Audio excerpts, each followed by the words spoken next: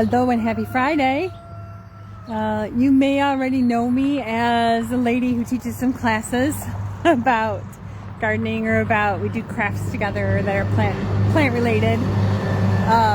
But did you know I also design gardens, and I also install gardens, and I also plan out gardens. Like I'll write it all out and design it as far as how many feet, how many plants, and all that kind of thing. And the kind of gardens I like to put in most are those for human food and for pollinator food. So you can have some beautiful flowers for the pollinators to come, but then you can also have some plants that have flowers for human food. So you can kind of alternate if you want. So for example, right now it's behind here is the orchard, which looks very pretty in the spring with the spring bulbs. And then on the understory of the orchard is a lot of swamp milkweed right now, which is for the pollinators. So I don't just do classes, I also do draft up designs for gardens. And it's not going to be the typical suburban landscaping that you see with shrubs and specific shrubs and specific trees. I'm going to think a little bit outside the box a little bit. And it doesn't have to look messy. Sometimes you'll see the suburbs, bushes and trees, and they're all very tidy and neat and organized. And sometimes you'll see some gardens that are just kind of crazy looking.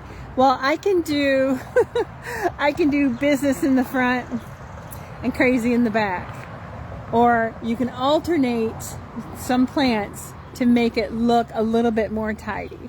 And my goal as a lazy gardener, I am the Lazy Northern Gardener, Tammy Lowe, the Lazy Northern Gardener. My goal as a lazy gardener is to do as little as possible in the garden itself and to let nature take over and handle itself.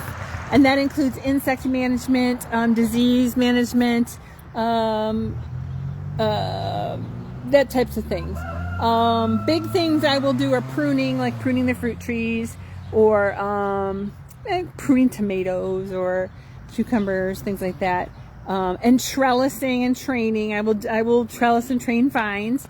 I don't mind doing that either.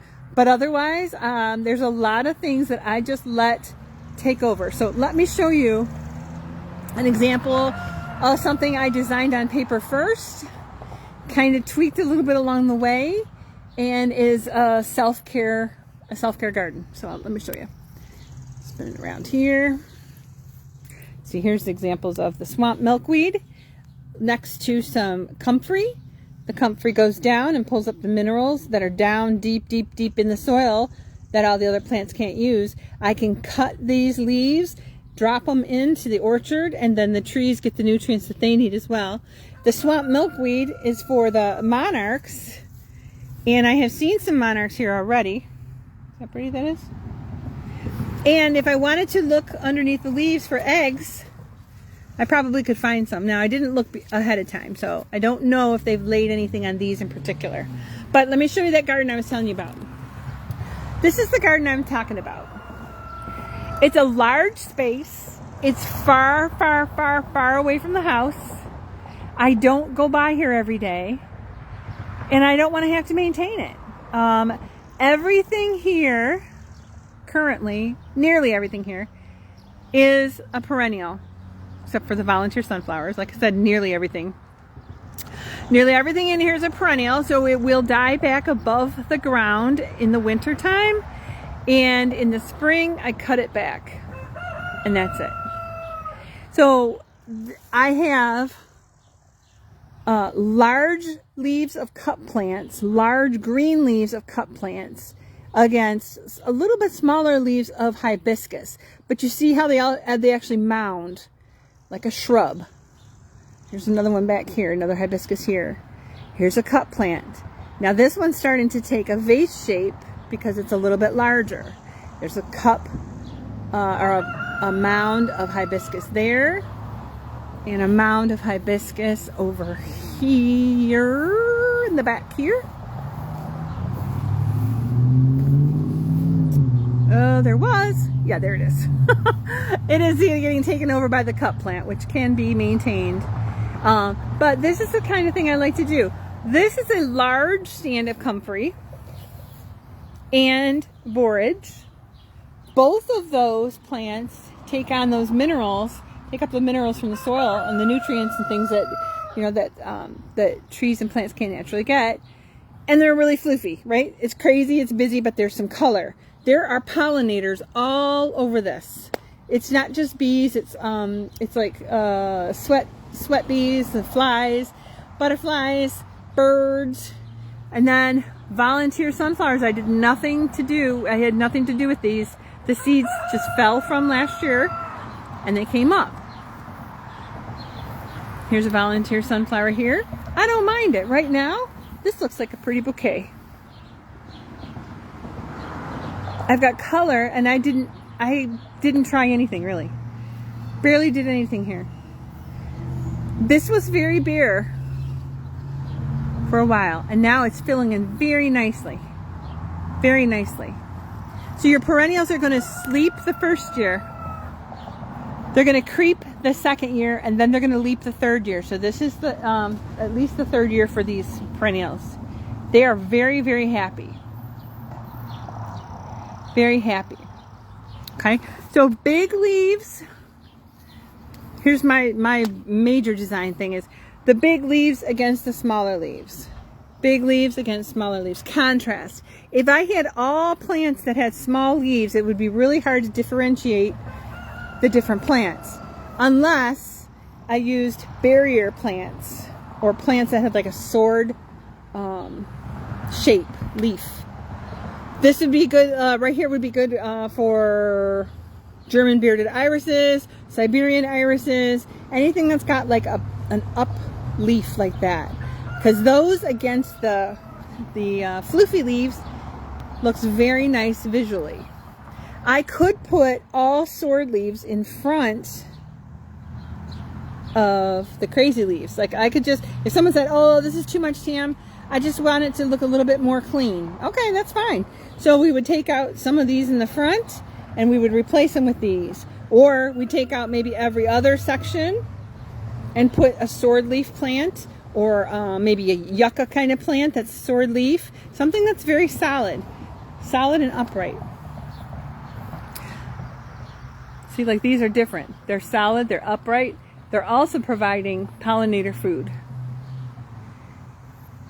So right here is kind of a mishmash. Like I said, it's kind of a work in progress.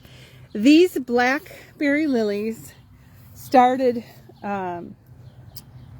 very small. I had maybe this much blackberry lilies a couple years ago. And now they're just super happy. And they float. Like when the wind blows, I love that too. That's the other part, is I love putting in elements that the wind does something with. That move in the wind. So it's not just grass. It's not just a solid shrub. Like a boxwood. Or it's not just a solid tree, you know. It's something that's moving around in the garden and giving interest to the eye. Along with the pollinators.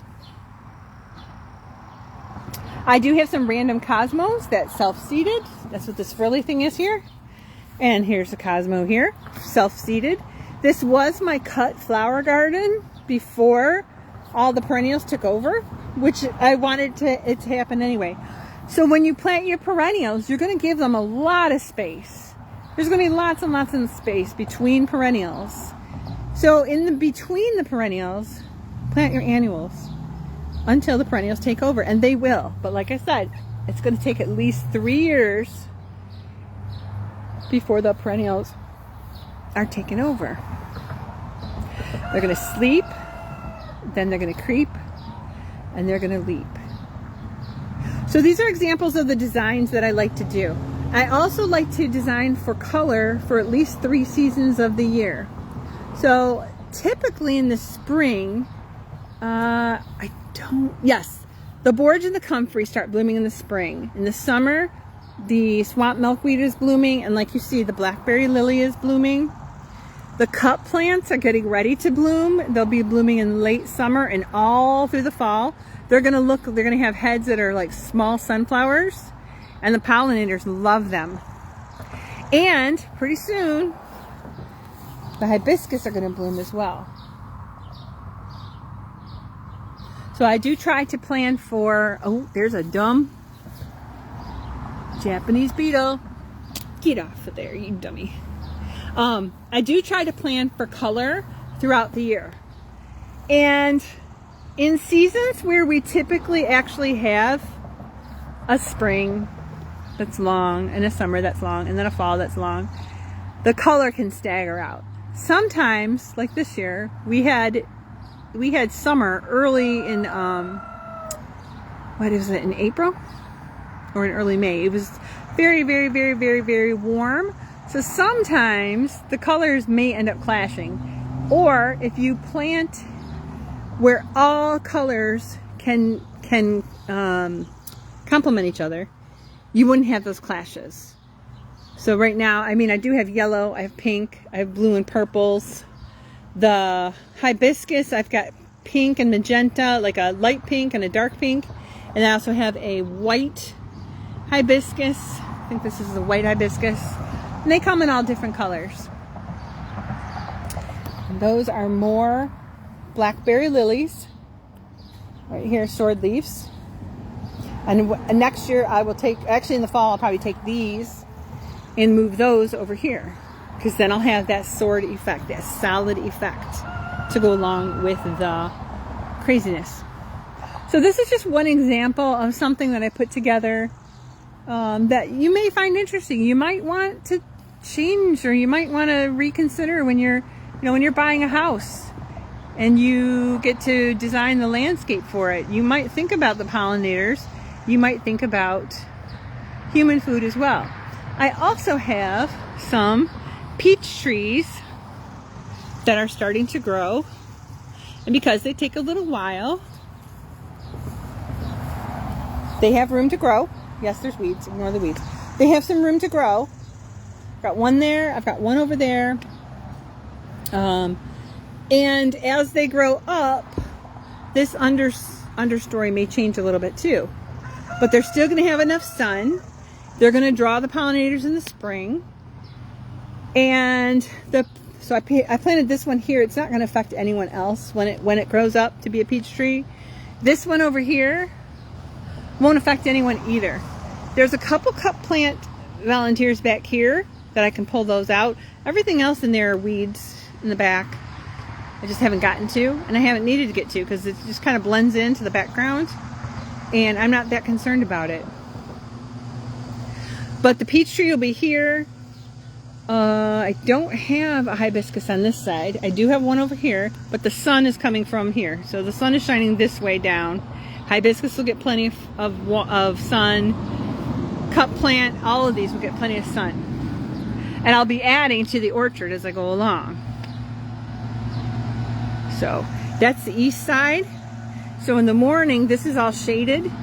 And then the sun comes around here and starts beating down on them this way.